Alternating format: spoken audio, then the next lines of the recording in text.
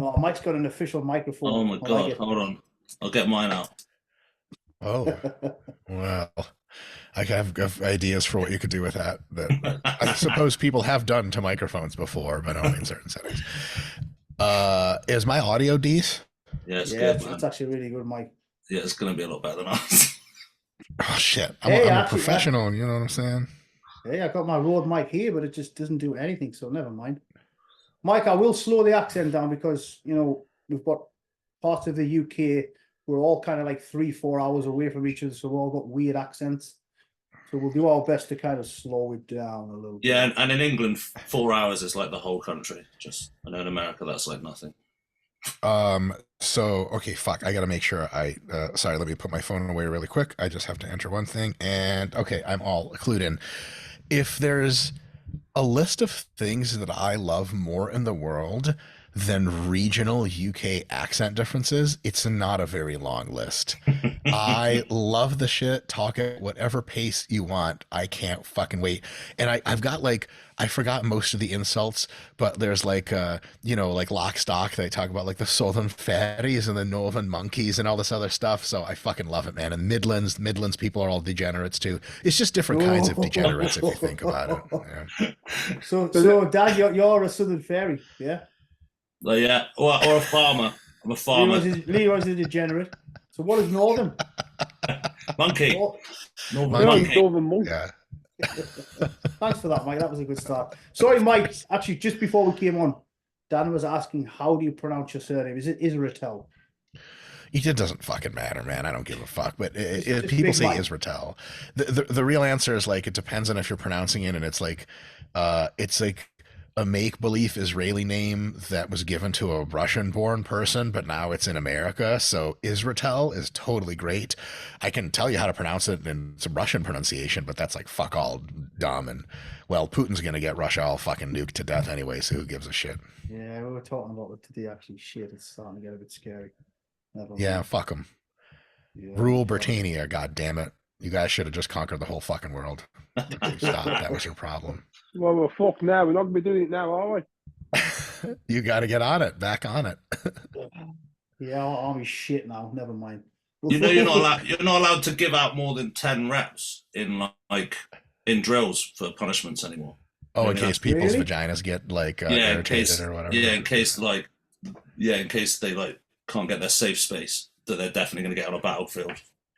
You know, good news, the droids are really good at combat now, so like people don't even need to be involved in the shit much longer. Another 10 years and it's just all robots anyway. Fuck them. Fucking snowflakes can Probably stay at fucking home 2 and lie years. about whatever. Probably a bit Yeah, sooner. for real. Yeah. Yeah, it's getting scary, man. So, Mike, there's a few reasons I wanted to get you on here. Number one, obviously, you're a very knowledgeable guy. Number two, you've actually got a good sense of humor, which you've heard that already. And number three, you're kind of like, obviously you won't have heard of our channel because we're just getting started. We have no idea what we're doing with this stuff, but we're kicking things off. We've got about 5 followers at this point. Maybe it's a little bit more than 5. But we're kind of just trying to promote kind of keeping old school training alive, if you like. And I know you're kind of old school / new school. So we'd like to have your insight on like the current trends of, because I know you're kind of on our side in some degree, getting all this fluffy shit out of the way. But you're also introducing some new school stuff that, I have been watching some of your stuff. I do like some of your stuff. So, kind of discussing the new school, old school, kind of how it's kind of going with the training. Because you've seen a lot of bullshit out there. But honestly, first of all, thanks for coming on. Much appreciated. I know you're a big deal on YouTube, Mike. So Thank you for having me, guys. It's a huge honor. do you want to tell our guests a little bit about yourself? Guys, the honor's all mine. I'm very popular on YouTube, but I can assure you that in real life, I'm just another masturbation addict with no hope for the future, and I cry a lot. Like I cry in the grocery store in the line by myself, and people are like, "Are you okay?" And I'm like, "No," and they just kind of back away because there's nothing to be done about it. But can you do it at the same time? I think it's called a crank.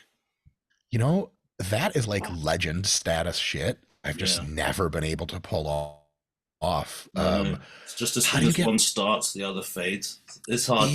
Yeah, I was just going to say yourself and Dan will get on well. Jesus Christ. Yeah. It's the mustache.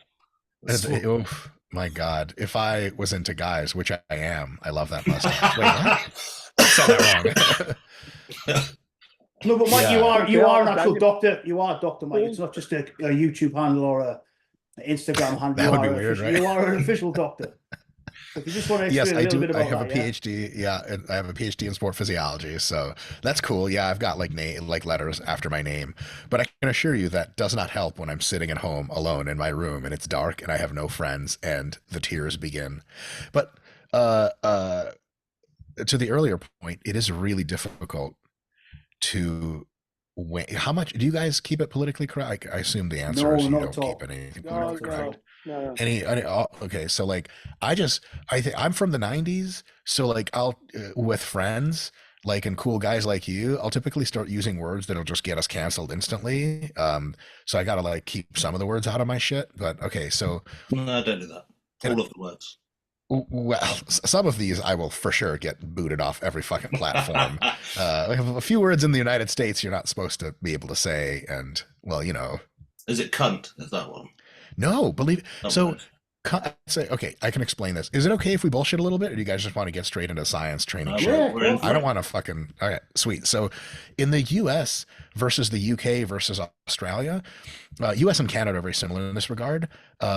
Cunt is like a very different use case of a word because, like, if you call somebody like a cock in the UK versus in the States, like if it's not a joke, then it's taken as like, okay, well-meaning insult, fine. Like you're being a cock today, Phil, and Phil's like, sorry, I've just had no coffee this morning. But cunt in England or in the is kind of British Empire outside of the U.S. and Canada is like a term of endearment. Oh, you fucking cheeky cunt, eh? And like in the United States, cunt is if men say cunt to one another, it's just confusing. You're like, what? Did you say cunt? And like, I called you a cunt, and you're like, are you gay or something? So that doesn't really work traditionally. But if the ultimate insult, tied for the worst insult a woman can give another woman face to face is Michelle, you're a fucking cunt. Like that's peak. Like there's no worse thing you can say to a woman, and it's probably tied with slut. If one woman calls another woman a slut, like there is a fist fight going on soon. And if you're not in the United States, that means a gunfight real soon because we all got guns, baby. That's how we live out here. Yeah, the ladies do not like the C word in the UK. Oh, okay. But So it means yeah, something yeah. pretty bad for okay. In Australia, it's a compliment, isn't it? Hey, you Yeah, can't. yeah. 100%. They use it really, really liberally. I love it. Yeah. Yeah, you can say as many swear words as you like, Mike. This channel is not really about education. It's just like having some crap with the guys. But do you know what that term means in the US? Like having some chit chat with the guys, basically. That's all it is. But we wanted to get someone smart who actually knows something. So we don't just talk rubbish Good on luck. every podcast. I don't know when that guest is coming on, but so that's why we have Dr. Mike. oof. I hope I don't let you guys down. So you have competed as well, Mike. Yeah, you're a competitive bodybuilder as well. I am a competitive bodybuilder. The best I've done was like 2 years ago. I took second in the super heavies at Masters Nationals. And like I had glute details and I was on stage at like what is it, you guys? Like 102 kilos or something like that. And I'm like meter 69. Do you guys do feet and inches? What the fuck do you guys do over there? Yeah, we do feet and inches and we do pounds because bodybuilding. Right. So yeah, right now I'm starting to get some glute detail. I'm dieting for a show I have in about 16 weeks, and I weigh 240 pounds at 5'6". So like, I'm not good at bodybuilding. My competitive history is not impressive, but like even by national level standards, I'm quite jacked and decently lean. I just suck at peaking and have never gotten that lean to win like a pro card or anything like that. But yeah, like I never put my bodybuilding as like the first thing. I'm not like I'm a competitive champion bodybuilder. Like I've never won a bodybuilding show in my life, but like am I jacked and lean enough for bros to kind of have to nod in my direction that I know some shit in the gym? Yeah, fuck yeah. So good enough, you know. I love the knowing nod. You know what I mean? Like you see a guy who's on clearly also a lot of gear and you're like, my man. You come up to him, you're like, Anadrol? He's like, yeah, fucking D-ball actually, but it's fucking killing my back. You're like, I know it is, brother. You just wander off and it's just like, yeah, you just made a new friend. Yeah, I remember. And they never spoke again. Dude, funny story real quick on that. When I was drug free, I was like already pretty jacked. and clearly like a competitive powerlifter. I was at a powerlifting gym. I was doing the powerlifting training, and there was a guy there that, like, you know, unmistakably on gear. Like, motherfucker, nobody's that red for no fucking reason. Like, Liver King is drug free too, if that guy was. He was a super nice guy, and I just asked him one simple, quick question. I was really polite. I was like, hey, like, so if someone like me, if they were to get into like the use side of things, like, kind of where would I start? Like, I've heard 500 tests. Like, what do you think about that? And I didn't just pop the question randomly. We'd been talking about other bullshit. And he looked me straight in the face and he goes, I know nothing about that. And I was like, no shit. He's like, nope. And I was like, got it. And then like a couple weeks later, I found out that there was like a big steroid bust in the kind of around the area. And I was like, Sorry, Yeah, buddy, you we can't help you probably there. We police. can't help you there. and it was, but you know what? I understood instantly. Like, I didn't do incel shit where I was like, what do you mean? Why can't you talk about it? Clearly you're on drugs. I was just like, I instantly understood. I was like, got it. Total respect. Because like, well, in the UK, the shit is decriminalized, right? So you can basically like wave your cock out in the street and put a fucking vial of Tren into it. And the police are like, good day, sir. But As long as you don't try and yeah. sell it to someone whilst you're doing it, then you're good. Yeah, a bunch of Harry Potter looking ass kids at a school. You're like, hey kids, you know what would be more fun than math class? They're like, I don't know what. You're like, Tren. And then later they're on it. They're like, this isn't fun at all. Just kidding. It is getting a little more frowned upon in the UK, isn't it? It's kind of, Oh. they're not really bothered about you taking drugs. They're just bothered about if you're selling any, you're making any money, and they want the tax money. So it's not so much that they care about Yeah. taking drugs and stuff. But it is class C or Schedule C, guys, as you guys would call it. Is it Dan class C? I think it's just under C, controlled substance. So it's controlled. You can't But it's decriminalized. manufacture or distribute, but personal use is okay. Yeah. I mean, not if you're like, you know, you're like in charge of nuclear missiles or in the police and stuff. I think that's more allowed. But Can you imagine, like, it's your job to pull the fucking trigger on the nukes and you're like on a gram of Tren? Like, just give me a fucking reason, man. Give me a reason, Vlad. Let's do this. Ah, that's one for you, Leroy. So when you were in the army, did you get tested for anabolic steroids? Not that you've ever used No. anabolic steroids ever. No, it was for other drugs. It was for the recreational drugs. Barbiturates. You guys, real talk. Like, I've been around the game around with like rec drugs and shit. I just don't know what a barbiturate is. Do you guys know what that is? Like, if someone approaches you at a party and says like a slang term for a barbiturate, would you be You like, want oh barbs. yeah? Are you serious? No, you're kidding. Dan would Barbs. know what a barbiturate is. What is a barbiturate? I just see it on a drug test and I know it's a recreational drug. But But like, I know Mike, what I don't coke and actually know what heroin a, are. yeah, I don't know what a barbiturate is. Come on, Dan, enlighten us. I'm going to Google it. He's Googling it now. I'm gonna Google Oh, come on. We can all Google. it. Sedative, hypnotic. It's for seizures. Oh, Oh, right, fuck that's- knows. nobody's having any fun. Oh, okay. So barbs are like downers by the looks of things. Yeah, isn't it like Valiums and stuff? Yeah.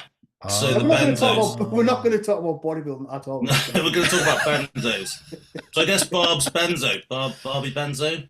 So Uh-huh. Valiums, Anax, yeah, all that kind of good stuff. So hopefully you're not at a party and someone gives you 100 meg of Valium, because that would be a shit party. I mean, like, whatever party's happening around you, you're not at that party anymore. No. Especially if someone gives it to you with this mustache. It's going to be a problem. Ooh, Yeah, but maybe I wake up in your dungeon and you've already got me tied up. That's kind of cool. One can Yeah, only Mike- hope. Mike and Dan are definitely exchanging numbers after this. Hey, it's 2024. We're all gay. Come on.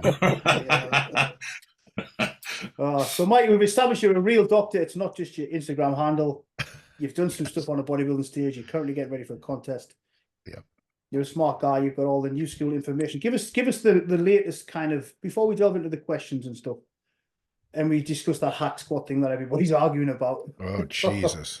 Yeah, we wanted questions, and we got no questions, just everyone arguing. No questions. Are you serious? Like in the Instagram ask for Zero. questions? Zero questions. We were Like, going through them before you questions? came So on, Mike. we did get some questions, but not on the post. I could just see like, any questions for Dr. Mike? The first post is like, tell him he's gay. You're like, whoa, holy shit. All right. Well, we sure will. That's not really a question, but thank you. You definitely upset some people with the reverse band thing because you used the wrong image where it was actually banded and it wasn't reverse banded. But come on, we all know what you were talking about, like the whole thing of Not Yeah. we all. We all minus a few people. And like, Cass is a really cool guy. Like, he really means super fucking well, and you can tell every time he says anything. But I just thought that was an example of like when he finally kind of brought it to me and was like, dude, this is a problem. It took my brain like a few seconds to be like, wait, how's this a problem? How is this a problem? Oh, it was a conventional banding and not reverse banding. Okay, and there was like apparently Kaz was in that, and I had no idea. So first of all, I didn't make the meme. The guy whose podcast we're on, who's also super cool, he didn't make the meme. His like assistant social media guy made the meme, and I guarantee you that guy doesn't know what the fuck he's looking at. He just like Googled the thing with hack squat bands, and the first thing that came up, he just got that image. Like, it wasn't intended to like insult Kaz. Oh, by the way, I didn't even know Kaz was in it because he had text covering his face, and that picture was on for 1 second on screen. So when he was like, dude, this is a problem, I was like, what? It is? And then I looked into it. I was like, oh, well, sorry, man, and no offense made, but like, I get it, because like it is kind of a cunt move if we did it on purpose to like rag at him. It's a cunt move, but it's also like, what do you guys call it in the UK? It's all banter, right? Like, it's whatever. Yeah. But also, it wasn't a cunt move. He's been doing it on purpose, so it was kind of like, oh man, like I get it. I get where he's coming from, but for where we're coming from, it's just like, oh fuck, like we didn't even know this was an issue. You know what I mean? So. But that's kind of what's the problem with bodybuilding content as a whole. You've done this whole video about what you're talking about, and everyone's worried about a millisecond where there's an image of something that might be wrong. Sure. That's the important bit. I will say this is definitely going to get me in trouble sooner or later. I've just been saying it privately for now, but I'm starting to say it publicly. It is a statistical fact that the fraction of people that comment is way smaller than the fraction of people that view and like. And it's also, to me, pretty robust observation that you can split the people that comment into roughly two groups of people. One is just very excitable, very extroverted people that just want to talk about stuff, and they're fucking great. And the other group is miserable cocksuckers who have nothing to live for and just want to spread vile negativity. And they're just like, some of them say they're trolling, but there's no comedy in it. Like, trolling's supposed to be funny, you asshole. You're just being a fucking dick. And the thing is, like, I every now and again, like, especially when I'm sauced up and I wake up on the wrong side of the bed, I like want to unload on these assholes. Like, I want to get in the comments and be like, do you know how little I'd have to accomplish to be compared to you? You're a fucking insect. Fuck you. But then I look and the guy's got like a profile picture where he doesn't look like he trains, and he's got like 1 post and 3 friends, or it's like a troll account. And I'm like, oh my God, what am I going to do? Tell a kid who's bordering on suicide to kill himself? Like, fucking Christ. And I'm just like, you know what? I'm not even engaged. So recently, dude, I kind of stopped reading comments for the most part because there's just so much bullshit in there. Like, these are not bodybuilding. This is not representative. These are not the people like you. Because here's the thing, like I look at my Instagram and half of it's fucking hateful shit. I go in the real world and meet people at the Arnold Olympia, and everyone's fucking chill as fuck. And even like weird nerd motherfuckers that come up to you and have no social skills, you break the ice 3 seconds. They're cool as fuck. Like, everyone's dope. It's like, okay, these people don't leave their fucking home, bro. They're in the fucking dungeon. Grandma's upstairs yelling for them to come have dinner, and they're like, yeah, Dr. Mike, you're a piece of shit. Enter. And you're like, yeah, dope, kid. I hope you get better hobbies soon is what I'm trying to say, That is 100% right, though. Like, if you click on a post, and it's generally the guy who doesn't have a profile picture, he's got a few. I saw one the other day. Was it comment? I think it was comment on telling James how to train his back properly. James Holland's head. And I clicked, I clicked on his profile. And it was like 15 years old, something else. I can't remember what it was. And then it had DM for coaching under as well. It's like 15. Oh, I gotta love it. Yeah. I would love to see him in real life in the same room as James Hollingshead and just cower in fear. Because you're not ready. Like, I'm a really big guy and I look really scary, but James makes it look like I don't even exist. It's like Jupiter's a really big planet, but then you put it next to the sun and you're like, oh shit. Like, there's no context for what this kid would do. He might urinate himself. Like, and then James is of course super fucking cool, so you'd be like, oh, we're friends now. That's weird. It's like, so do you feel bad about being a cunt on the internet? Like, I don't know. That'll never happen, because again, that kid is never going to leave his house. These people don't leave their homes. Yeah, I do agree. I do 100% agree. It's those two separate types of people who are just it's just weird. Right, Dad, do you want to bounce some questions over for Mike? I mean, the questions. Some sensible ones, please. Some sensible ones, please. Sorry, what? Some sensible ones. Please, I'm totally fine to answer all questions, including non-sensible ones. I specialize in those. I guess from like our unit, we're like hit training. We're like, you know, following the Dorian thing. Obviously, Leroy trained with Dorian in the 90s, like consistently, That's and cool. we're kind of like disciples of that style. I kind of accidentally fell into it a bit later than these guys, and then that's kind of how we became friends, as it were. And so I guess the messages that I were getting, or the things that people wanted to put to you, that is kind of the opposite of that, is reps in reserve. And the most common thing was about people starting, and whether people starting should consider reps in reserve. Yeah, good question. I think people starting out in resistance training, generally training with weights, should pay very little attention to intensity and pay an unbelievable amount of attention to technique. Because in every formal sport that you'll ever train with, like many Olympic sports have developmental programs where they describe to other coaches how to train youth athletes, for example, the emphasis is always on establishing a deep, solid, consistent technical foundation for the movements in that sport. Once you're pretty good at the technique, you start to dial up the intensity slowly on these motherfuckers. And the whole time you're coaching them to make sure that as the intensity goes up, as the proximity to failure goes up, it is really important to keep your technique really, really good. I can ramble endlessly about why good technique is important, but I think most of us here are probably like, yeah, technique fucking matters. So first, beginners need to learn really good technique and just moving through the patterns, you know, with a little bit of a challenge, with some load. And the way I use my progress formula for beginners is, if you can do your sets with excellent technique, you have earned yourself an increase in load next week. If next week, towards the end of a set, your back kind of goes in a different way, notably, and your technique kind of degrades, the week after, you stay with the same weight until you can again show me you are using excellent technique. So you earn your progressions with your technique. And as an intermediate, you start to really explore intensity because we have assumed your technique is just stellar. Then you go into the depths and you can go to failure, close to failure, whatever you choose. And then as an advanced lifter, you kind of have to choose your own way, which way you want to go. Is it going to be more into the closer to failure style like you guys do? Or is it going to be more the further away from failure style like somebody like Jay Cutler, for example, does? And a lot of that comes down, you can get great results either way. I would make a case that optimal results probably means starting your mesocycles a little bit shy from failure. But to throw a bone to your guys' camp, it's fucking lame. It's fucking lame. Training to failure is a magical spiritual experience. And at the end of the day, most of us are trying to train to get fucking jacked, but also to have some fucking fun in the gym and throw some fucking weight around. And if you put too much science in the shit, like I love science, but I'm a fucking nerd. Not everyone's a nerd. Science is fucking lame sometimes. Like, oh, technically speaking, that was 3 RIR. Like, shut the fuck up, nerd. Crunch this fucking shit. And I love that. But at the same time, there's a different conversation to be had with what is super completely optimal. And that's not a road for everyone to travel. Training to failure consistently works very, very well, but you do have to make adjustments to your plan. For example, you can't train to failure all the time and do high volume and high frequency all the time. You can try it. I tried that when I was younger, and at some point I started falling apart into fucking pieces. So if you want to try the Dorian Yates style of closer to failure on average, but with lower volume and frequency, that tends to work very well. If you're going to do farther from failure, you're going to have to do more work sets, and you can probably train more often.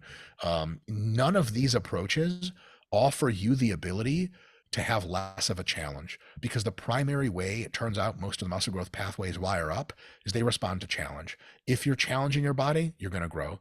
If you're not challenging your body, no amount of science or bro bullshit is going to get you out of that fucking dump. So what that means is sometimes you go Mike Menser, you do 1 set to failure. And sometimes if you can handle the recovery, you do 4 sets to failure. Not a lot of people talk about that shit. How many people do you guys know are hardcore enough to take 4 working sets of hack squats to failure in the workout? I could do it, but it would take me like 3 weeks to recover from it, or I would exactly. But some people that are smaller and are weaker and can't drive as much psychological intensity, they may need 4 sets. And if they want to train hit style, that may need be, because here's the thing, it takes you an insane amount to recover, right? What if I weigh 150 pounds. I've been training for 3 years. I've got great technique. I love going to failure. I do it. I do 1 set of hack squats. That's it for quads that day. 2 days later, you're like, hey, how fucked up are you? Like, I feel pretty good. Are your quads sore? No. How do your knees feel? Great. How's your back feel? Great. Do you feel like fucking going at it hard again with legs? Yeah. Fuck yeah. Fuck, you'd only doing 1 set. You had better been training legs Monday, Wednesday, Friday. Then you could do 1 set at a time. But you might, if you trained legs twice a week or once a week, you might have to do 4, 5, 6 sets. And if you want to go to failure, be my guest. It's going to work. It's going to cost your ass. Sometimes, and this is a big thing I notice, is people will say they're there for the hardcore shit, but whatever flavor of hardcore they chose, they don't fill in the rest of the shit. It's, yeah, intensity is super important, but you have to match your volume to it. So if you're some kind of psychotic addict and you want to do high volume and high intensity, you're just going to break into pieces. But if you're a lazy cocksucker with a big ego, you're going to be like, yeah, man, 1 set to failure is all I fucking do. Like, shut up and do 2 sets. You need to grow more and you can clearly recover from more because you're not even getting sore. And they're like, well, going to be really hard. No shit, pussy. No one told you this shit would be easy. So if you're training to failure because it matches your fucking spirit energy and it's something that works well for your body, fucking amazing. Go to it. But if you're training to failure because you figured out that like that's how I'm going to be able to do just like 1 set per workout and get my ass easy off the rest of the work, fuck you, you pussy ass motherfucker. You guys know what I'm saying? Or am I just ranting at a black screen and no one's even recording this? And you guys are just, I'm hallucinating all 3 of you. Yeah, Mike. I mean, that is like exactly the point. You need to match. You can't just pick the best bits because you're a pussy, which is what a lot of people do. I'll do carb backloading because I can eat donuts after training, and I'll do 1 set, but I'll do that shit as well. And like, it's just people. You have to take one methodology as a whole, don't you? Yep. And my question spin to Leroy really was whether actually when you started out, how you trained, or did you always, you were like, high intensity is where it's at? When I started out. Oh, sorry. Oh, I'm sorry. I thought the question was from Leroy. No, sorry, it's for Leroy. It was for Leroy in this one. Jesus Christ, I'm so sorry. No, when I started out training, I mean, I didn't really know much. Leroy's emojis are coming again. Whatever. So I learned as I went along. And obviously you meet guys who have been in the gym a lot longer than you. You start training with them. So the norm. The norm them days was 3 sets per exercise. You know, and you gradually went up. And I got to a stage where I found that easy. I was quite fit in them days, and I had a lot of energy, a lot of stamina. And I used to find that easy. I used to find that I went huffing and puffing at the end of the sets, at the end of exercises. So, the bigger guys, the older lads and whatever, and so they looked on me and thought, kick his ass. So they'd make me train harder. And I enjoyed the hard training. I enjoyed the challenge of them trying to beat me or me trying to beat them. So the intensity got better and harder. At the time, I didn't know his intensity. I just thought it was hard training. And then so I trained on my own and found I could train harder on my own than I was with people. I didn't like the waiting around, waiting for my set. I'll try a bit harder. Excuse me. I got into that way, and I took with another lad who really liked to train hard and heavy, lower sets, lower reps, yeah, heavier weights, and I found I slotted into that regime quite easily, quite fit. The shorter range of reps worked for me, which meant I could train heavier. I had more stamina and strength in the muscle to train heavier, which then led me to work out with Doran.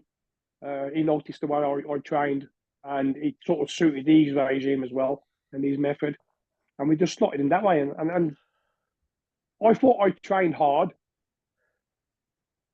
until I'd done my first few workouts with Doran. That's when I found out what training heavy and hard intensity was meant, what it meant and how it worked. So, yeah, started nice and light, reps, loads of sets, and as I progressed through the years, the reps got lower, the sets got lower, but the intensity got higher and the weights got higher.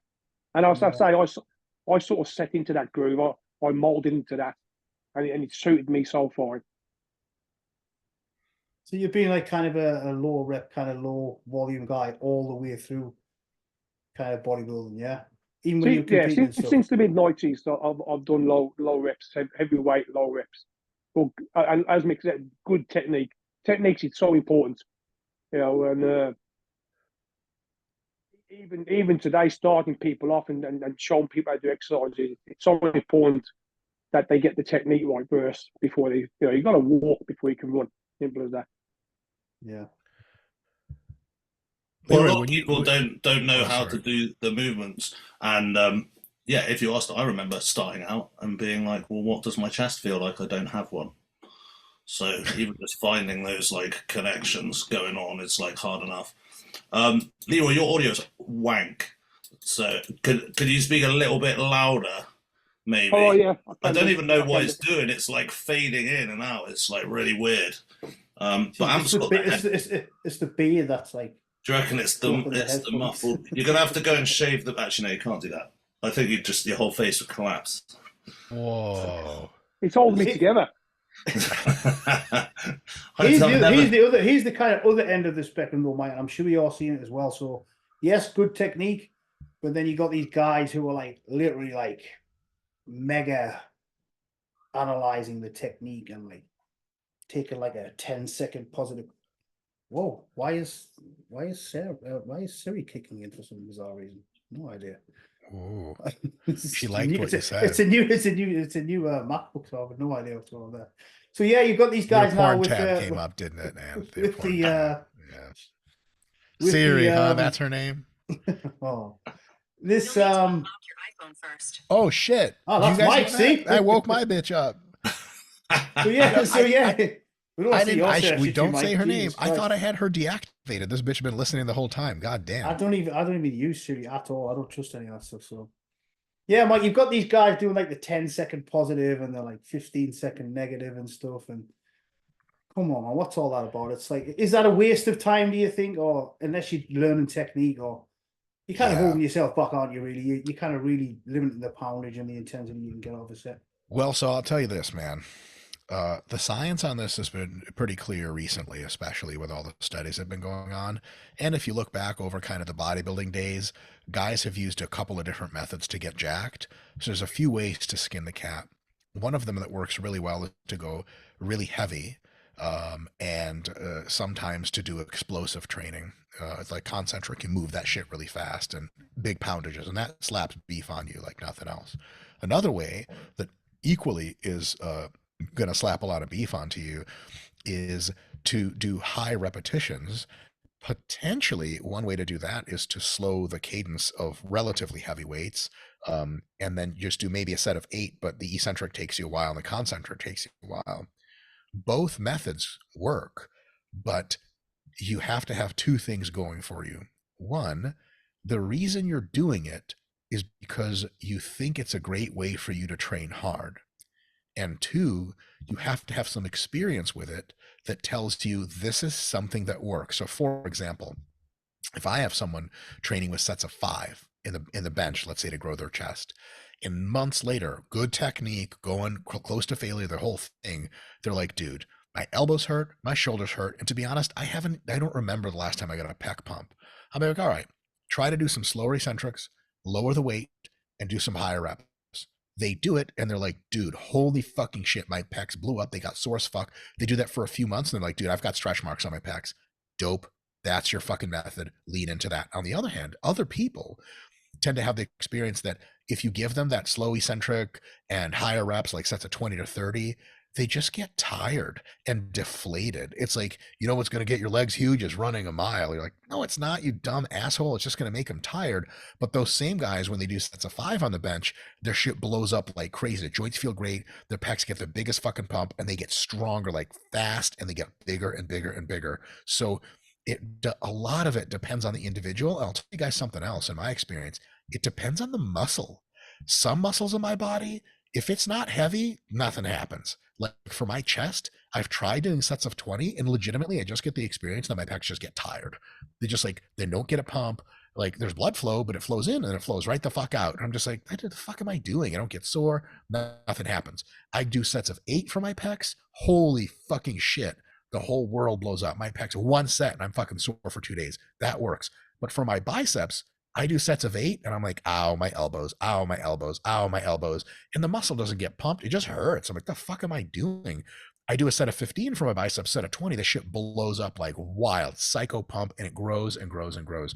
So I think a lot of it is finding which muscles on your body respond best to what rep ranges. And also, it's a spectrum. It's not like 5 versus 25. It's like, some muscles, sets of 5 to 10 will be really good. Some muscles, sets of 10 to 15 will be good. But that means sets of 8 to 10 are pretty decent. Sets of 15 to 17 are pretty decent. It's a range. And that's why you're never kind of done exploring in the gym. You always got to try to test yourself and see, like, let's experiment with some different reps and sets. The constant has to be two constants. 1, good technique on everything. And 2 is intensity, which means as little as 3 reps in reserve. But I got to say something for the reps in reserve people.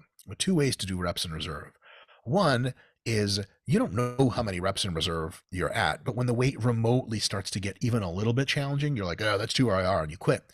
Versus real 2 reps in reserve is like when Dorian starts fucking yelling psychotically, bent rowing, and then 2 reps before, like 6 reps into him yelling and bleeding for his life, then he stops. That's real 2 reps in reserve.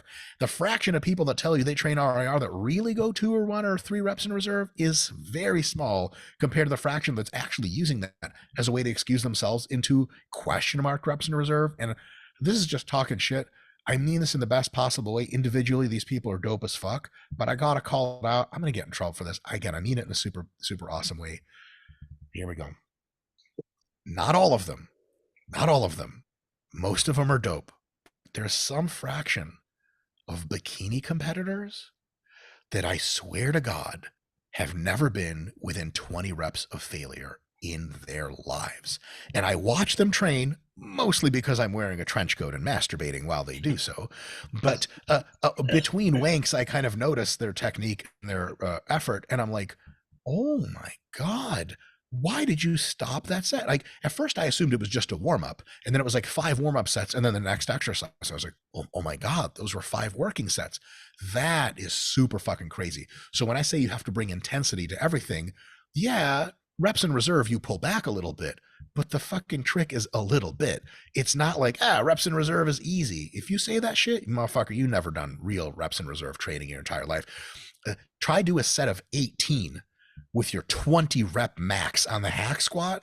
You're not going to walk off and be like, cake, do another one. You're going to be throwing up blood and being like, what the fuck happened to me? That's RIR training. We're splitting fucking hairs here. It's not like 10 reps in reserve and you're like, I'm just kind of warming up, which even a lot of bodybuilders do. And it's fucking embarrassing, frankly. So here's my question about reps in reserve. Because it's splitting hairs and because potentially the margin for the reserve is small.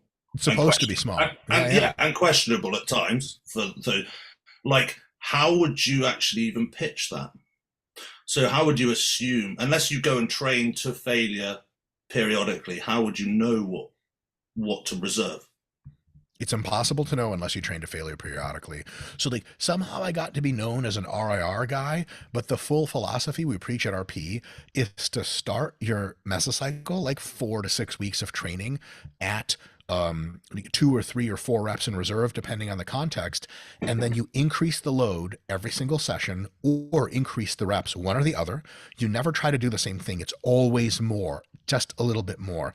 Sometimes the volume increases. So you start out with 2 sets of something, you end up doing 3 sets and then later 4 sets and then 4 sets and then 4 sets before you deload. As you increase in difficulty, one of 2 things happens. One, you become miraculously stronger infinitely, and now you're God and you rule with an iron fist. Because if I get God powers, everyone's fucked. Everyone's getting fisted. I can finally get laid, but not consensually. That sucks. So, but unless you have godlike powers, you will eventually, hopefully in your last week of training before deload, you will hit failure or real fucking close. I think the distance between failure and for sure 0 reps in reserve is very small. For example, if you watch someone finish the last rep of hack squats and the sticking point took them 3 seconds to get out of, and they're shaking like this and they barely rack it, you're not like, man, you fucking pussy, you should have gone to failure. You're like, I'm pretty sure he would have just died, but I'm not trying to peel anyone out of a 6-plate hack squat. Fuck that, right? So 0 reps in reserve / failure.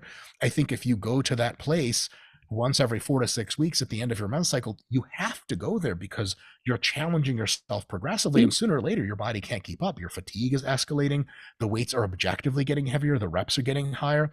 You hit that fucking wall, and that does 2 things for you. One, it presents a maximum stimulus before you deload, then you wash away the fatigue and you start climbing that ladder again. And 2, it gives you, with no reasonable doubt, the understanding that, yeah, when I started this mesocycle, it really was 3 reps in reserve. No bullshit. Because when I ended it, I went all the way to failure.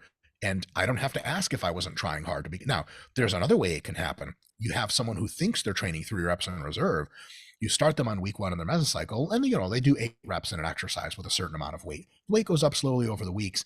The last week, they're hitting sets of 8 every single time, and the weight's going up by 2.5 kilos. The last week before deload, you're like, all right, time to go all out and see if you can get basically to failure. And they get like 16 reps. I've seen that happen. It's like, I got bad news for you, motherfucker. Good news, bad news. Good news, you have a lot of growth coming your way. Bad news, you've never trained in this exercise to within 8 reps of failure. And they're like, oh.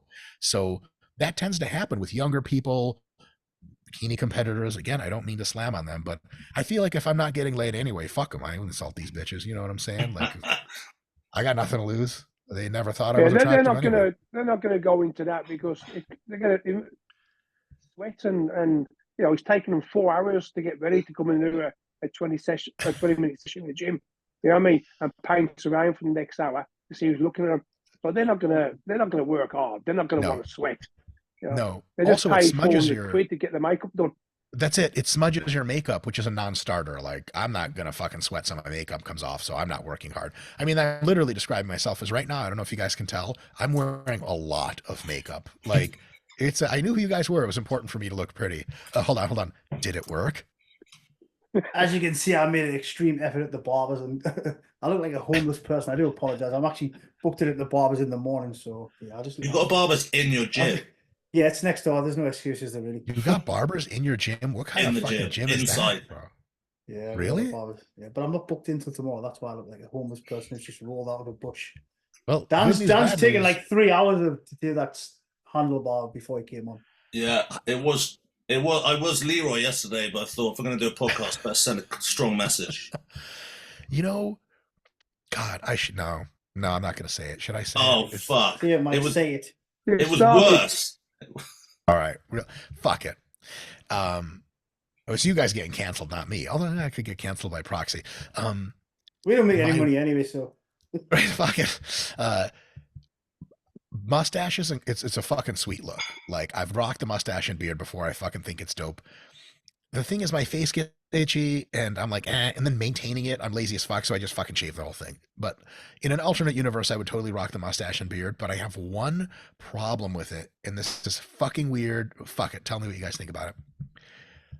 Here we go.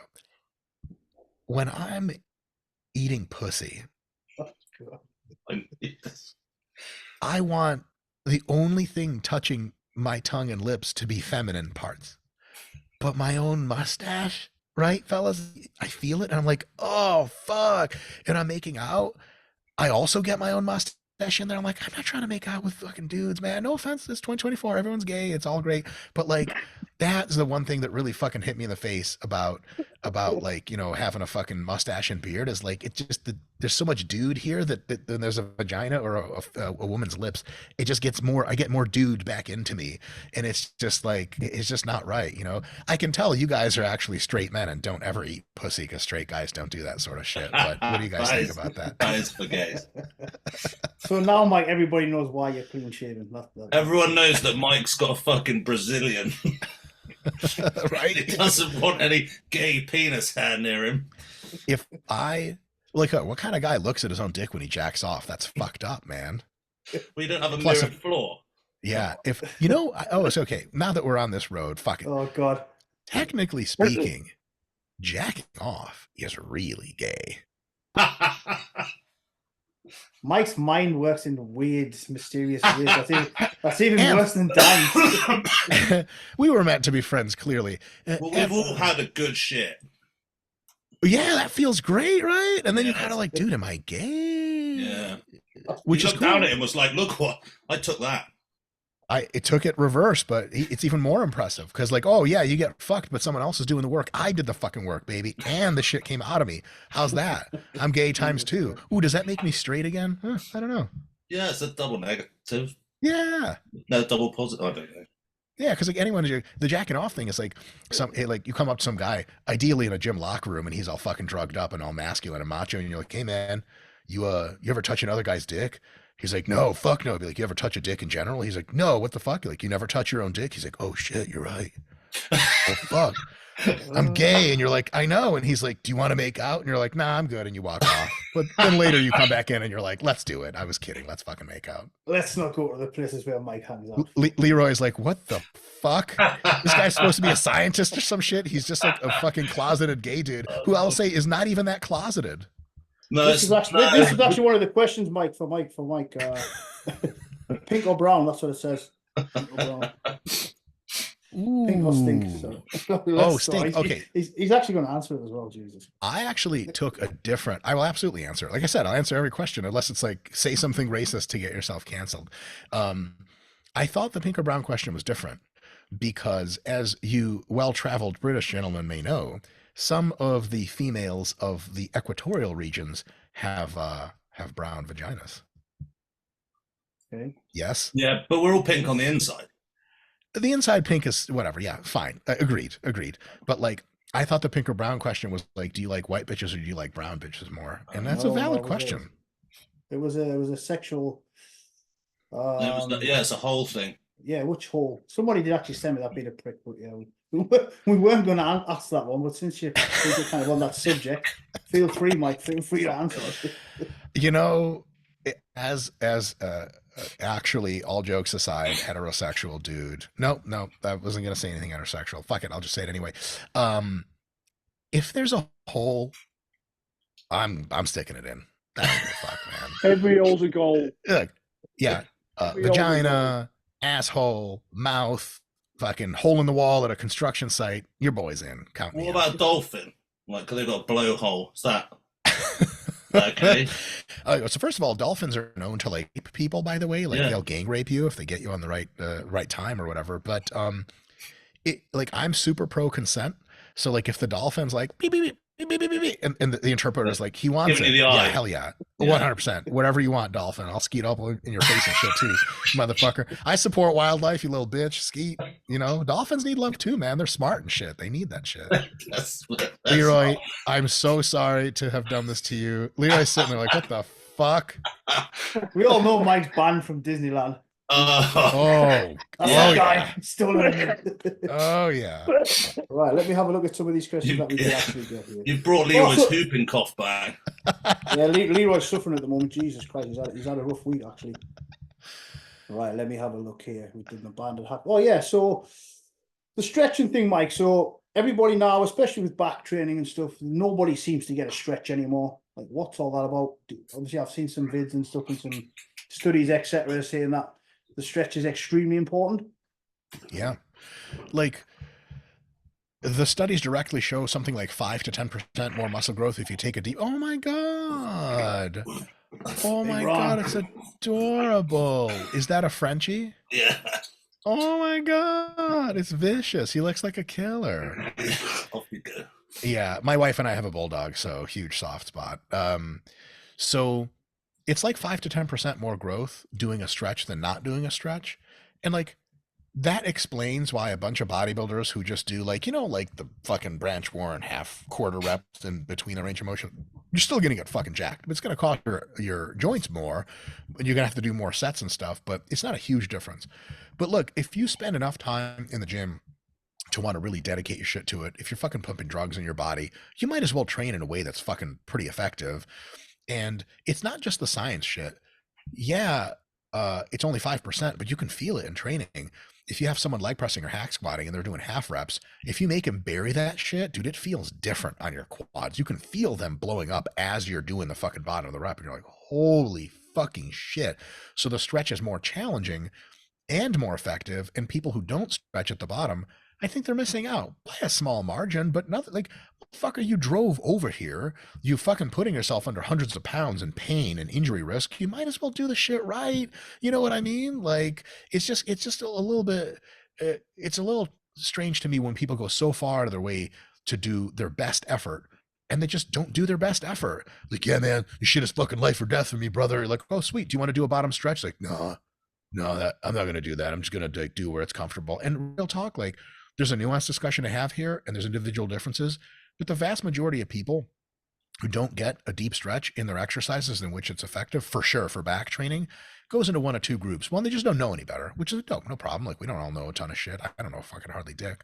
But the other is just like, you just don't want to have to lift lighter weights because you can't, the deep stretch. Like, how many big guys can do a full pull-up going all the way into a dead hang and back up? Like, it's insulting. And if you do pull-ups like with half reps, hey, like, my favorite thing is when people give me nonsense, because you guys get this all the time, I'm sure. Leroy, I'm sure you've gotten this your whole fucking life. You travel, you go somewhere, you're on a plane, you're on a bus, and someone's just randomly talking to you about exercise and shit because they know you train. Like, so, like, squats are good for legs, right?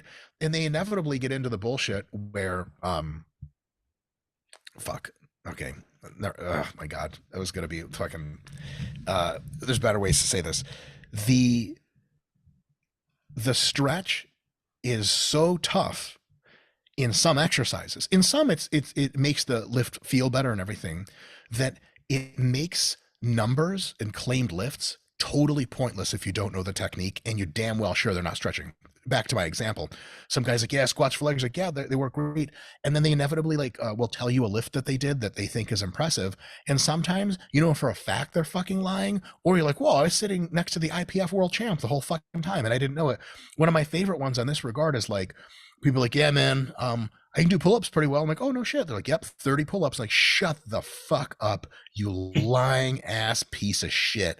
Those aren't pull-ups, motherfucker. There's some shit right here. Man, sweet, I can do 100 if I can hang on and do that. Full range of motion pull-ups, bent rows, machine rows, pull downs are fucking humbling because the stretch fucking takes it out of you. The good news is it makes you jacked as fuck, and it's really good for your joints. But, like, you know, nobody's got time for that. Here's the thing. Dorian was able to do really good technique with hundreds of fucking pounds because he earned that shit. He wasn't always strong. It took him years, and he was fucking 280 pounds or whatever the fuck. Everybody want to be Dorian by putting 8 fucking plates on the hack squat. But you're not Dorian, motherfucker. Your legs aren't that big. So what are you going to do? You're going to cut your reps. And you're going to be like, yeah, science is fucking gay. That's why I don't do the deep stretch. Shut up, pussy. You're just an egotistical idiot who wants to have people think that they're really strong. And to all of us who have been in the gym for a fucking generation and a half, nobody's impressed with you, motherfucker. Nobody. Fuck, man. I was ironically, at a Jewish community center, which is like a YMCA, but like for Jews and shit. It was like, a place with a gym. And there was this dude squatting 5 plates, and he was squatting it to, like, legitimately, guys, I'm not kidding, it was a quarter squat, maybe an 1/8 squat. It was like 3 inches of downward descent and then back up, but it was 5 plates. So all the old ass Jews were like, oh my God, you're so impressive. Oh, and the guy was like, oh, thank you so much. And I was back there like fucking scheming, like, you fucking bitch. Because real talk, he was absolutely not strong enough to do 1 deep strict rep with 3 plates. No fucking way. Look, you know, you look at someone's legs and you're like, fuck you, that was that guy. So the deep stretch is fucking effective, and the number one reason people don't do it is just they don't want to fucking take weight off the bar or take reps off the fucking logbook. That's it, man. I wish I could make it more sciencey, and I can, but at the end of the day, this is fucking reality. Yeah, it goes back to technique, doesn't it? Sorry, Leroy. Fire away. It goes back to technique, and the technique they've either never been taught it or never been shown it. Knowledge comes from the so-called coaches. They don't know how to teach them that because they don't know themselves. And yeah, you're right. Training. They don't want to take weights off. They don't want to go back down or take a plate off to do a correct rep in the correct stretch and depth, because it's ego training. They're training for showing. They're training to impress their mates or the people around in the gym. Like the girls wearing the makeup and the tight leggings. You know, it's the same thing, unfortunately, over and over again. Yeah, 100%. Well, the science version of that is that weight doesn't mean load, does it? Like, if you think about the angles of a quarter squat, like the load on the actual muscle is less at that point. Correct. So Absolutely. So it's not relative. Yeah, it's on the bar, but it's not being exerted into your muscle unless you actually do the fucking rep. 100%. What they don't realise as well is they're fucking their joints up as well. The stress on their joints trying to do an unnatural movement. You know, stop out. Like when you're about to sit down. If you sort of stop yourself from sitting down halfway through the movement, you know that is pressure on the joints. Yep. Even though you've got no weight on you, and if you do that over 1,000 times over a period of time, eventually you're going to feel it. That's some fucking wisdom right there, because I've noticed that stopping, like when you get pretty used to full range of motion training, partials are weird, especially on your joints. You like stop a dumbbell press halfway and you're like, ugh, your elbows kind of reset halfway through the movement. And you're like, ugh, that feels fucking strange. If I get a big stretch, it feels really good. So that's definitely something I noticed. I will say I had one experience with very limited range of motion partials that maybe abandoned the whole thing. I was 19 years old. I could squat probably like 4 plates for a set of 5 if it was to depth at the time. I weighed like 180 pounds. And I was in what did you guys call it? Uni, in college, as we say in the States, uni. Which I will say, there's like a website called Unilad or whatever, and it's the most British thing. Fucking Unilad. And I was like, wow, like I read it and I can't read it in anything other than the British voice. And actually, Joe Jeffries, who's from your neck of the woods there, said that pretty much everyone in America's impression of a British person is like a 1920s 5-year-old chimney sweep kid. Like, oh, governor. And it's like, well, I thought that's how all of you people talk, but fuck if I know. So yeah, 50 years ago. Exactly. 19 years old, 180 pounds, and freshman in uni, in college. And I figured out that if I took the rack supports and put them at quarter squat height and sank onto them and then back up, it was totally safe for me to go ultra heavy. And I believe it was 685 pounds for a set of 9. And I screamed, and because the rest of the gym is also idiot bro kids like me, everyone stopped. Like, gym full of fucking people, probably 200 people, not up. You could hear a fucking pin drop in between my reps because everyone's like, holy shit. Because when you're that age, you don't know shit. You're like, oh, 6 or 7 plates on a bar. Everyone shits their fucking pants. I did 9 reps, and I was so proud of myself. And I thought, man, like, this is fun, and I'm going to grow, and it's going to be great. And then I got something later, like the next day, I noticed something. My quads weren't sore. And for the first time ever in leg training, my actual knees hurt. And I was like, well, this ain't it. And then later I saw an Olympic weightlifter who do like 2 plates in the squat, but I swear to God, his sphincter touched the fucking ground. That's how low he was. And I tried that shit, and it blew my quads into fucking bits. And I was like, okay, that's the answer. And then I started light and progressed over a long time. There's a YouTube video of me squatting 500 for 10. And so I did that back in the day. And like, that was to full depth. And like, yeah, my legs were really fucking big by then. It scares me to think how much I would have had to fucking quarter squat in order to get legs the same size. I would have broken in half by the time I did that shit. Yeah, and destroyed your knees in the process. On the total opposite side of the stretch, Mike, because I have saw you do a video on this. Let's put it to bed really quickly, because Leroy gets grief for this. I get grief for this. Dan's not really a lockout guy. Is it safe? It's perfectly safe to lock out on the leg press. That's honestly, I must have had it like 100 times. Oh, what are you looking out on the leg press? Oh, it's dangerous and all this shit. So this is a curious phenomenon, which, like, from a sociological perspective is fascinating, because it basically falls under the realm of like mass delusion. Like, you think, like, how can so many people nearly unanimously be completely wrong? And there's a couple reasons for it, and I two that can come to mind. basically addressing the myth that locking out is bad for your joints, because it is 100% myth. Here's where I think it came from. One is some fucking old dude at the gym who is never jacked, never strong, didn't know shit, and he just like talks to young people because he's probably a fucking pedophile or whatever. Although I always liked pedophiles when I was a kid because they paid attention to me. No one else paid attention to me. All jokes, right? All banter still? Are we getting Yeah, Leroy's laughing, especially because he's actually a pedophile. So, and I made a new friend.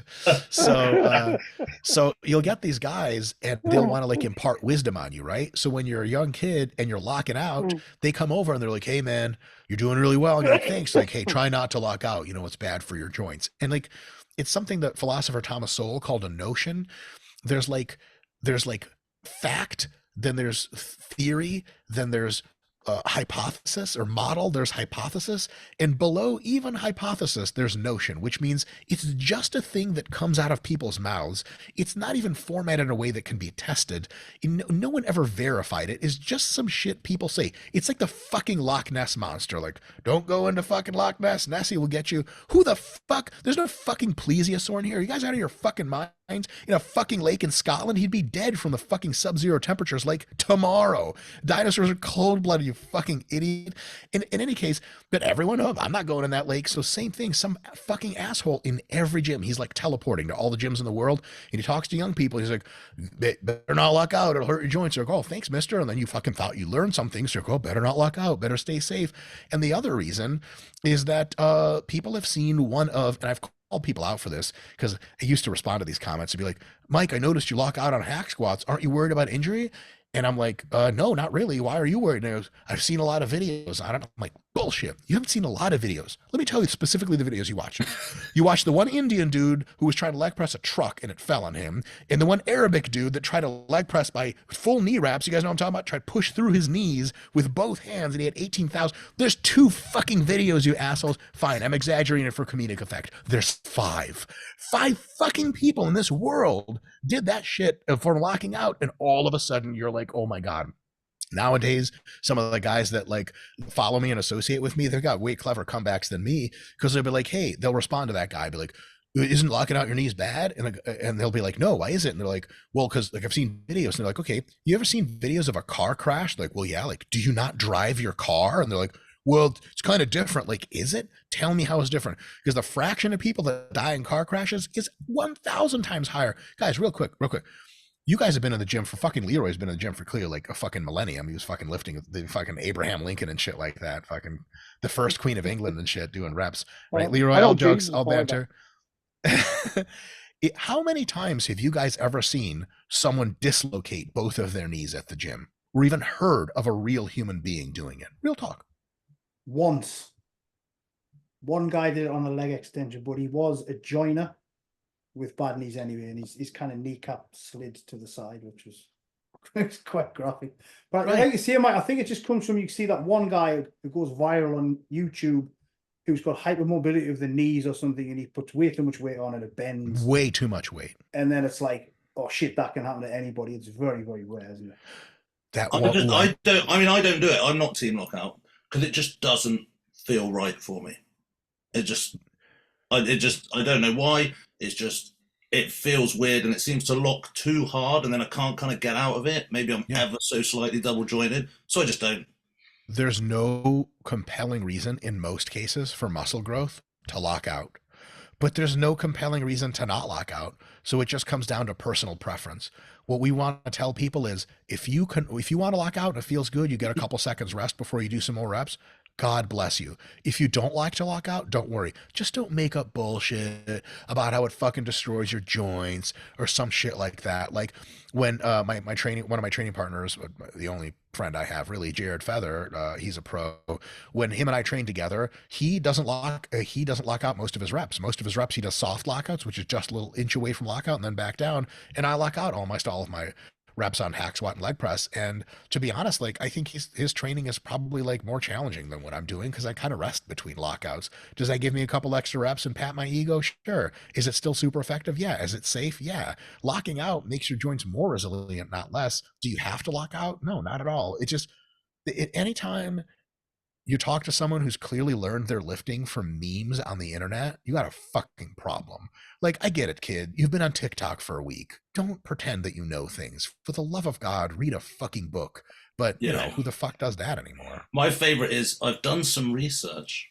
Yes. I've done some research. Yeah, I like one of my favorite memes that came out of COVID was like, it's like a picture of a woman. She's like, I've done my research, and it says the research, and it's just her on the toilet scrolling on an iPhone. Like, yeah, I get it, bitch. You scroll on your phone. We all do that shit. Yeah. The reason why, sorry, Leroy, the reason why I looked a lot out is because if I just constantly pump reps, I feel like the weight kind of shifts between one leg a little bit. So it's a little bit. Yeah, that's the reason why I like just reset each one type of thing. Sure. Just want to clear that up. That I'm not, Knockout at the top has got his pros, got his cons. But obviously, trying with legs with for many occasions. And when he does the leg press, he drops down as deep as he can. When he drives up to almost locking, and he stops there for a fraction of a second, and then he drops it back down again to full depth. And the reason he stops there for a fraction of a second, he holds the weight. Okay, they're not fully locked out, but he holds the weight. And he holds that weight for a reason. And like Anth just says, he resets the sets. He resets the rep. Because after a few reps, you find your strongest. You have got a strongest leg. You got a strongest side. That will start taking. It becomes a pump action rather than a pressing. It becomes a pump action. So stopping at the top segregates the reps, and then it means they restart and then they drop together. The strongest leg doesn't release first, or the weakest leg does. They come down together. Now coming down into the deep. For pressing upwards, again, what we don't do, we don't bring it down and drive up straight away. We bring it down, and again, just a fraction of a second pause at the bottom. And it's only a fraction of a second, and that's separating the negative from the positive. So when we drive, both legs drive together. It doesn't drive first; they both drive together. Also, the fraction, the stoppages at the top and the bottom. When you drop the weight down, or you bring the weight down, of a second hold at the bottom. The reason for that is if you're leg pressing 8 plates aside, and you're bringing 8 plates aside down, without that pause at the bottom, if you bring it down and then suddenly go into the drive, that to me, gravity's bringing you and gravity are bringing them 8 plates down, 16 plates in total. Bottom, the depth of your rep for a fraction of a second, that stops them 16 plates, and then you drive 16 plates. If you bring it down and then turn into a positive straight away, to me that 16 plates become 32 plates. So that for that fraction of a second before you get control of that weight, I believe that the weight's doubling. Imagine that pressure on your knees and on your hips. Yo. Why I explain this is, and again, it comes to technique and knowledge. This is whenever I'm showing someone how to leg press, I explain that to them, so it sort of makes sense as to why I do these things and why people I train with do these things. Stop at the top, whether you're locked out or not doesn't matter, but you hold that weight just a fraction, and then you break. Both knees break together, bring you all the way down, fraction of a pause, and then drive both legs together. And I find train with the legs, never turn around to me at the end and say, "Oh, my legs, my knees hurt." Yeah. Real talk. I got some fucking science to back up what Leroy just said, because hallelujah. When we were investigating squatting with bands versus not bands for my master's work, we had a force plate measure every single, like, it samples like 1,000 times a fucking second or some bullshit like that. And we noticed that the highest forces in the whole movement were in the reversal of the squat from the bottom to the top. And they weren't a little bit higher. There was a really big spike. When you are not ultra strong, it's totally cool to go in and out like that. It's athletic, it's dynamic. Your tissues catch all the back end force, no big deal. When you're really big and really strong and not getting hurt starts to be really important to you, you can really reduce your injury probability by stopping momentarily at the bottom and then coming back up, because you eliminate that spike of force. Most of the time that spike of force is totally fine. But if you're fucking doing 8 plates a side on leg press or hack squat or whatever, most reps would be good, but it only takes one fucking rep. Your feet are off center a little bit. You hit that bottom a little too hard. Bing, something goes, and then you're fucked. And is that force at the bottom super hypertrophic? Yeah. But you just do a few extra reps or one extra set to make up for it. Now you have all of the safety and all of the benefit at the same time. So when I look at people train, I'm not like, oh, everyone should be pausing at the bottom. But the bigger you get, and the stronger you get. Yeah, it's definitely the more plates. I mean, I'm using 8 plates as a. But these lads I train with, they use a lot more than 8 plates either side. Yeah. So like the bigger and stronger you get, the more you should consider doing what Leroy is saying in a lot of your lifts, especially presses of every kind, chest presses, leg presses, squats, because especially like on an incline, you guys see people incline barbell bench. When you're doing 1 plate on a side, you can bounce the shit literally off your chest and you're going to be totally fine. You're doing 4 plates per side, and you want to get on the Olympia stage or whatever. If you guys know how this is, you've been around bodybuilding. If you pop your pec, you're not done. But like, you guys remember Tony Freeman? Back in the day? Yeah. Tony Freeman, is my opinion, may have been a Mr. Olympia if not for his fucking missing pec, bro. Like from the back, you're like, who the fuck is this guy? He turns around, you're like, oh fuck. Kevin Levrone did his fucking chest. Yeah. You do not want a pec avulsion. And if you're benching 4 plates, just momentarily pause at the bottom. You still get an unreal benefit, and yet crazy injury risk is just multiplied by a small fraction. The bigger and stronger you get, the more you got to think about this shit. Well, like you said, from when you're strong, like most of the time nowadays, I'm looking for ways to lift less. Yes, it's been like that for a while, because like I'm strong enough really, and I'm in injury strong, like I'm like in danger zone. So most of the thing I'm trying to do is do the same weight harder. Yeah. And I found even with like a pause, or like when Leroy does a pause like on a leg extension or whatever, like even just that, I tell people to just say shit, like that's enough time, like up, shit, it's a long time, and down, and the load just, you're knocking off like a third. Yeah, good, because I can't take my Great. fucking weights on stage, dude. You guys ever had the experience where like your body is clearly strong enough to go up and load, and you look at how much you already have on the bar, on the machine, you're like, God damn it. Like, this doesn't seem like the right amount of weight to be lifting, man. The fuck, this shit is going to break me. And obviously you can do it, but at some point you realize like, maybe I can try to make the reps more challenging, because you keep pushing the load and look, 9 times out of 10, you're going to be fine. But like, man, what if you're not fine? Like, no, obviously Ronnie Coleman is a fucking god, but like, did Ronnie have to do 800 for a double on squat and deadlift? Did that make him more muscular? No, of course it fucking didn't. Did it risk injury? Yes. Did he get hurt? No, he was fine. And he said his biggest regret wasn't going for like 3 or 4 or 5, which is such fucking awesome spirit energy. But like, that's Ronnie, bro. You're not fucking Ronnie, and you're probably going to break into a million fucking pieces sooner or later and wish. Here's the thing. Let's say you're a top pro. You got the fucking Olympia coming up in 5 weeks. You're gunning for that 5th fucking spot, like top 5, bro. You got it. You know it's there. And you pop your fucking pec because you didn't fucking pause on a bench. Is that a good enough reason to you? Are you going to be like, well, at least I hit 405 for 6?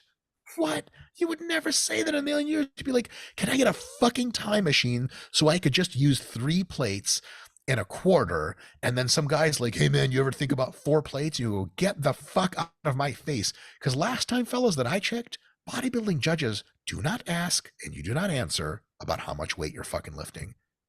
It's not the 1920s anymore. You don't have to do a backflip and curl the fucking dumbbells. God, can you imagine if bodybuilding still did that shit? You're like, all right, Big Rami, do a backflip. He's like, what the fuck? Wait, what? Why? Yeah, I mean, the Ronnie Coleman story is only good because he was okay.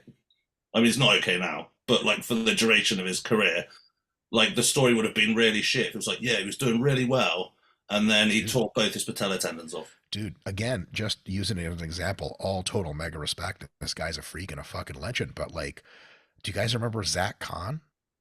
Well, yeah, yeah, we've had Zach. We've had Zach on. We know Zach. Like, what do you think he thinks about the fucking hack squat double that fucking tore his goddamn quads off? Like, it was awesome fucking lift, but like, fuck, man, he could probably use a fucking time machine. You know what I mean? Like, that just sucks. And you got to ask, like,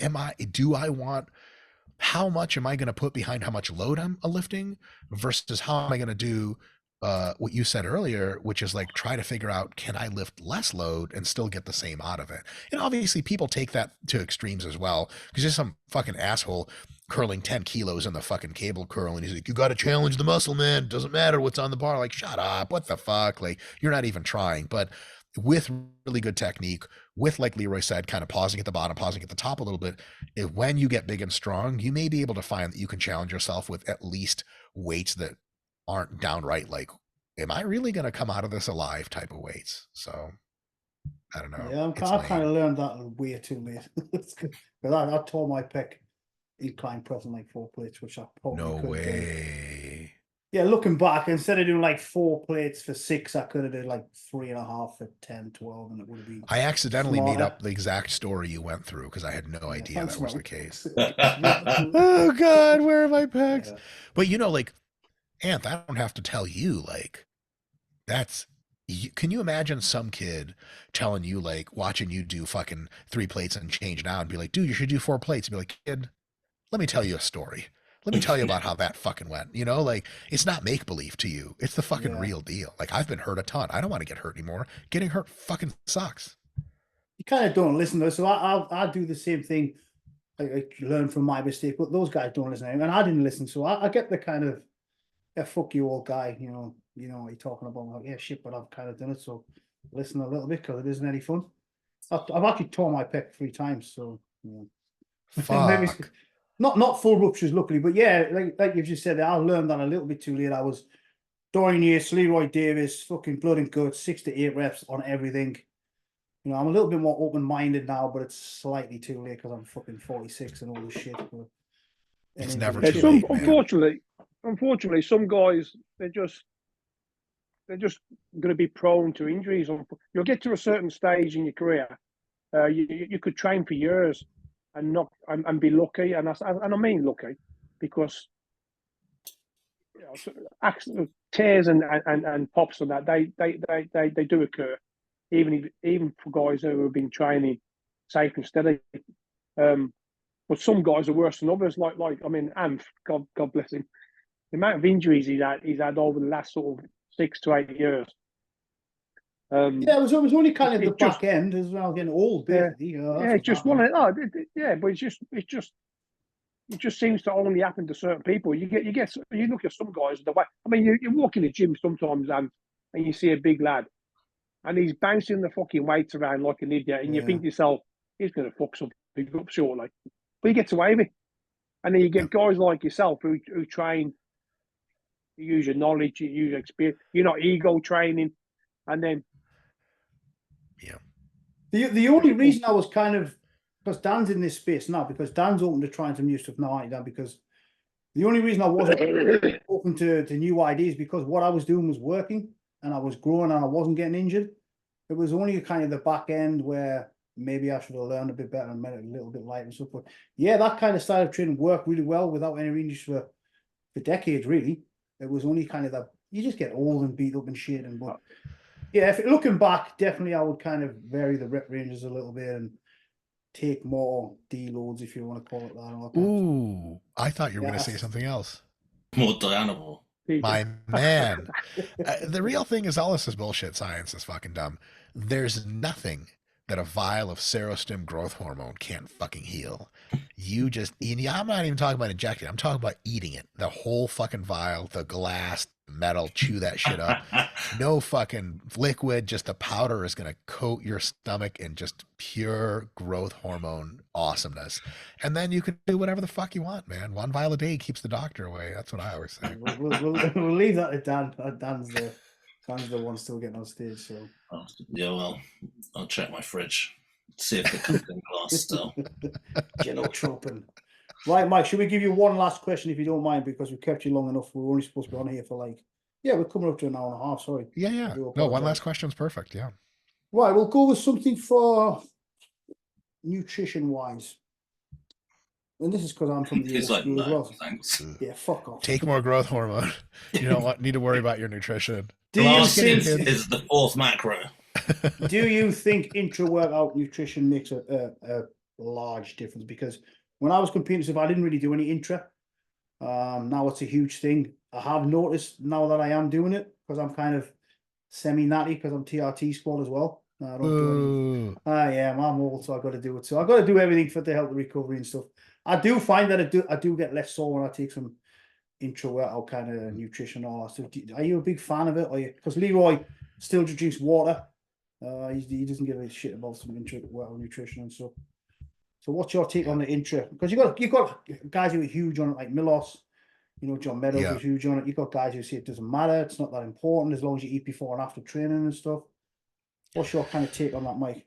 Yeah, that's a great question. I think my current take, based on the state of the evidence and kind of reasoning, is intra-workout nutrition can give you a small advantage if the workouts last longer than like an hour.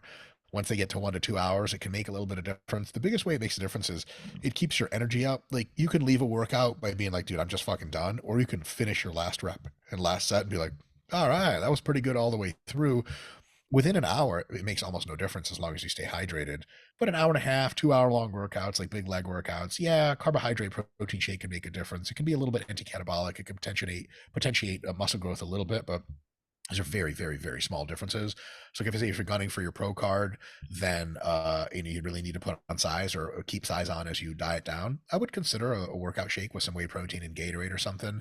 But is it like a huge difference? No, fuck no. They've done plenty of studies on it, and there's no way to pretend that it's like life changing. And there's all due respect to John Meadows, RP, and huge respect to Milos. When they didn't even say that much about it. It's a lot of the people that really took to it. They end up, anything you say, people make absurd claims about it. Like, I'm Mr. like full ROM guy, and people are like, dude, full ROM, there's no other way to train. I'm like, what the fuck? There's tons of other ways to train, and they're pretty good. Full ROM is just like a little bit better. There's people that will take that workout shake shit and be like, dude, it's night and day. And I'm like, what the fuck? How? Like, you look at all the studies, you look at the physiology, there's no way it can make a big difference. Practically speaking, I've never thought it made a big difference. Does it make a small difference from some people, especially when they're training high volume for longer workouts? Yeah, it makes a bit of a difference. It's a bit of a help, It's kind of like taking a guy who is on like 1 gram or 2 grams of gear and dropping like 20 mgs of VAR in his pre-workout. Like, does it make a difference? Yeah, it'll help you. Is it going to make you like 280 pounds where you used to be 250? Fuck no. You might not even notice that you're fucking doing it. At this point, I have so much VAR in my system, I don't even notice if it's extra. I like shower. I have a special soap that as I rub, it like rubs Anavar into my armpits and stuff. It's nice. Yeah. That is what Sounds like one of Dan's showers. Yeah. There you go. I mean, the intra thing, I'm really bad. I hate eating, so I find after I finish training, I can't eat straight away. I will actually throw up. Same here. So having that just kind of, because my workouts aren't much longer than an hour, and then I just feel like that gives me like a little bit of cover time rather than having to go home and snort the food because I can't eat it or something. So in my mind, that's how I sell that to myself. That I couldn't agree more. That's exactly my case. Like, I'll sip on my workout drinks kind of between sets and some water, and that gives me like a little bit more energy, and I don't feel hungry during the workout and stuff. And then after the workout, if I just tried to eat a solid food meal, like at the tail end of a fat loss phase, yeah, because I'm so fucking hungry. But in most normal conditions, like, fuck no. If I'm off season and if I just trained legs, dude, I can't eat solid food for like an hour. Like, I've gone out to restaurants with friends right after like a solid leg workout in off season, and I've got like a shake with me, and they're like, what do you want? I'm like, I'm gonna eat in 3 hours. And they're like, what? I'm like, no, if I eat now, I'm just going to stare at a plate of French fries and nothing's going to happen. If I put one in my mouth, I'm throwing it up all over the fucking place. So for a lot of people, that intra/post workout, that's a fucking big deal, because no, they can't eat right away. And I do think that if you're waiting like an hour or more to eat protein and carbs after your workout is over, yeah, you're leaving some gains on the table for sure. It's not a Yeah. ton of gains because there's 24 fucking hours in the day, and how you eat around the clock is way more important. But yeah, it matters. So it's easy to bring a shake with you, down the shake, and when you're ready to eat a solid food meal, you're good to go. As long as it's penis shaped, it's okay to eat. That's my rule. If you chew, it's not gay. Ooh. Yeah, Yeah. okay. I'll take that up. Fine. Yeah. Yeah, Dan's definitely going to be sliding into Mike's DMs. But Mike, we won't keep any longer. We need to appreciate your time. I know you're always busy raping dolphins and stuff. So Yeah. Oh, no, you got that backwards. They was I know they were giving him the Oh, eye. yeah, They, sorry, want- sorry, yeah, sorry. they wanted it. They wanted Sorry, it. They were getting the cheaper. Sorry, you're than busy what it getting is. bummed from dolphins. I could just imagine like the park ranger like arrests me for fucking a dolphin, and I was like, it was consensual. He's like, which dolphin was it? I'm like, that one with white fin. He's like, oh yeah, no, he's a fucking whore. He takes the handcuffs off. He's like, get out of here, you're good. By the way, you should go get tested because that's not his first rodeo. I'm like, oh shit, I got dolphin AIDS. Fuck. Dolphin. Dolphin Just looking at the dolphin and being like, oh, Jimmy, you again. I'm always here for you. And like you bring your girl by the water park and she's like, did that dolphin wink at you? You're like, no, baby, I've never seen that dolphin in my life. I would know it. You smell of fish oils. Where have you been? I'm never going to look at a dolphin again. The same way Seaworld again. You're like, yeah, I can't. They're so smooth and Oh, cuddly. the kids and they love it. sex. We don't have any kids. Oh, there's Right, so Dan, many- Dan, I'll let you do the closing, ring the bell. Oh, we all that didn't do kind an of stuff. intro one. Oh, do we? Yeah, we never do any of that stuff. It's boring anyway. The closing one. Do we do a closing one? Not really. We never do we? No, we don't do a closing one. Mike, it's been a fucking pleasure. I've really enjoyed it. Thanks for coming Huge on. pleasure. Huge pleasure.